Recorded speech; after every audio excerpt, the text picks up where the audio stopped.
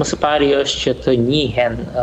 ato teritoret pushtuara përgjatë kësaj lufte, duke qenë se është kategorike në rezultatin e kësaj lufte tashmë 3 vjeçare, me dëshirën për të pushtuar këto territore dhe për të mbajtur ato në mënyrë të vazhdueshme. Është më së paku parimi më themelor mbi të cilin ka nisur diskutime tani nga pikpamja ruse dhe për hir të së vërtetës është një shkelje e tmerrshme për vetë sovranitetin e Ukrainës dhe sigurisht edhe për sigurinë europiane. Elementi 2 do të jetë lehtësimi i sanksioneve dhe padyshim në këtë sens Rusia ka ngritur si çështje në bisedimet me palën amerikane dhe gjithë proceset qoftë të natyrës bilaterale për të rivendosur më së paku pajësime diplomatike ndërmjet dy vendeve janë pikërisht për të avancuar në këtyre diskutimeve për heqjen e sanksioneve dhe për normalizimin e marrëdhënieve ndërmjet Shtetit Bashkuara dhe Rusisë. Në mënyrë diabolike zoti Putin ka hedhur në diskutim edhe shfrytëzimin e aseteve të cilat janë bllokuar nga perëndimi, nga Bashkimi Evropian kryesisht, por edhe nga Shtetet Bashkuara, si një aseti të cilin janë gatshëm ta vënë në dispozicion nga ana e tyre për të arritur një marrëveshje të paqes, por për hir të së vërtetës ato fonde do të ishin mjaft më të elaboruara për të rindërtuar Ukrainën pas kostos shkatëruese që ka sjellë kjo luftë këtij vendi. Në kryet e diskutimit besoj se do të jenë edhe rajone të tjera, jo vetëm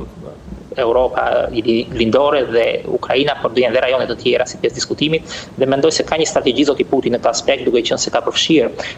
si temë të diskutimeve me Shtetet Bashkuara edhe çështën e Iranit, të programit bërthamor të Iranit, duke dashur të portretizojë veten si një ndërmjetësues në Shtetet Bashkuara dhe Iranit dhe në këtë mënyrë duke besoj do të jetë strategjia e tij për të kërkuar çelime nga ana tjetër, duke thënë që unë po ju sjell në tavolinë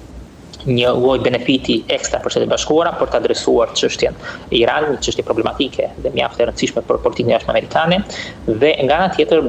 tentativa e tij do të jetë për kërkuar lëshime në atë që mund të jetë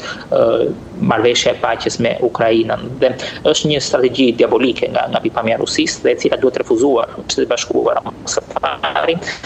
por edhe nga të gjithë vendet perëndimore të cilat janë të interesuara më së paku për të përfunduar luftën në Ukrainë dhe për të mos toleruar pushtimin e pjesës së madhe të Ukrainës sikur se ka ndodhur, dhe nga tjetër edhe për të adresuar këto çështje tjera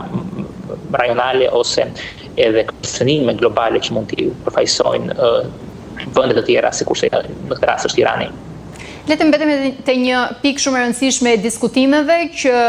Shtetet e Bashkuara të Amerikës në një farë mënyrë arrin një marrëveshje me Ukrainën për një armpushim 30 ditor, nga ana tjetër Moska e hedh poshtë një gjë të tillë duke këmbgulur për një paqe afatgjatë. Pse këto diferenca? Pra, pse Rusia këmbgul për këtë paqen afatgjatë? Ju rënditët pikërisht ato kërkesat që paraqet Rusia. Pse nuk i volit 30 ditë armpushimit? Po, besoj se i kthejmë përsëri asaj përgjigjese më parshme për dëshira e Rusisë është që ta zvarisë sa më shumë këtë proces që ka nisur aktualisht nën ombrellën e Shtetit Bashkuara dhe në mënyrë specifike të vetë presidentit Trump, në mënyrë që të korë sa më shumë sukses në terren, të avancojë sa më shumë qoftë në territoret e pushtuara, qoftë në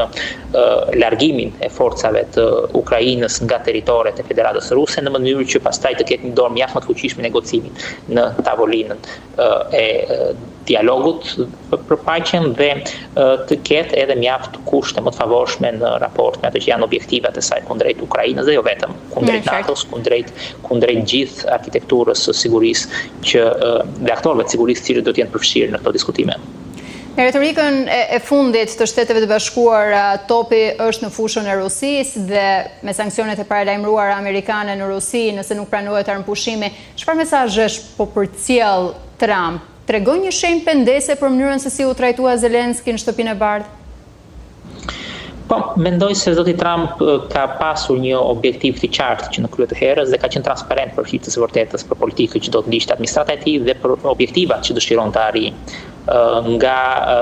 padyshim takimi në Shtëpinë e Bardhë ishte fatkeq për vetë atë çfarë përfaqëson për marrëdhënien e Shtetet e Bashkuara dhe Ukrainës, por sigurisht edhe për marrëdhënien transatlantike më gjerë dhe raportin e sigurisë dhe bashkëpunimin në raportin e sigurisë ndërmjet Shtetet e Bashkuara dhe Europës, jo vetëm Ukrainës, por gjithë vendeve të kontinentit. Nga pikpamja e zotit Trump, ai deshi të testonte ujërat me Rusinë, se mund të arritën në një marrëveshje dhe sigurisht edhe për të parë edhe qëndrimet që do kishin ata, por besoj se nuk ka vend për dyshim për qëndrimin destruktiv që ka Rusia. Është vend i cili e nisi këtë luftë në fund të ditës, një luftë e pajustifikuar në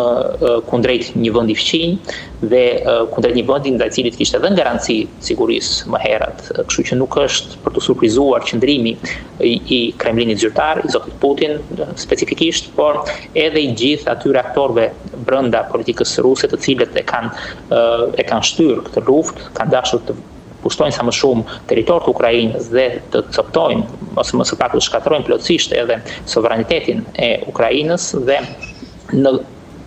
objektiv të këtij në lëmën e këtij objektivi duket sikur nuk do të tërhiqen më tani. Ajo që për zotin Putin etiketohet si paqja fatgjatë në fund të ditës brenda konceptit të Rusisë, mendoj se është më shumë një anëpushim